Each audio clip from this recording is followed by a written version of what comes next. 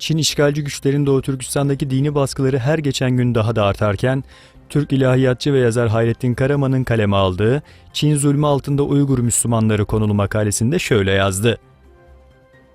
Doğu Türkistan'da Çin zulmü altında yaşayan Uygur Müslümanları her şeye rağmen dinlerine bağlı kalmaya çalışıyor ve bunu bir gün bağımsızlıklarına kavuşmanın ve kendileri olarak yaşamanın yegane şartı olarak görüyorlar.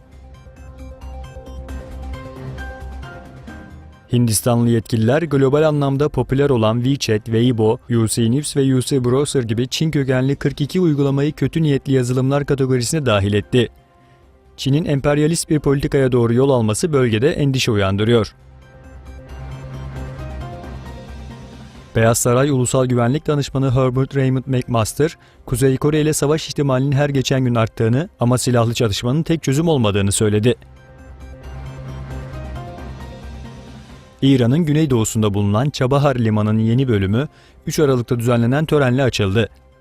Hindistan ve İran'ın yaptırım yaptığı 1 milyar dolarlık proje iki ülke açısından stratejik öneme sahip. Hindistan, Çabahar Limanı'nda ticaretin artmasıyla Pakistan'ın Gwadar Limanı'nı kiralayan Çin üzerinde üstünlük sağlamayı planlıyor. Ankara, Avrupa Birliği ile vize muafiyetini sağlamak için süreci hızlandırma kararı aldı. Vize serbestisi için yerine getirilmesi gereken son 7 kriteri tamamlama konusunda atılacak adımlar belirlendi.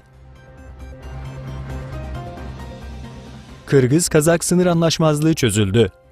Kırgız ve Kazak hükümetleri sınırdaki durumu çözmek için bir yol haritası üzerine anlaşma imzaladı.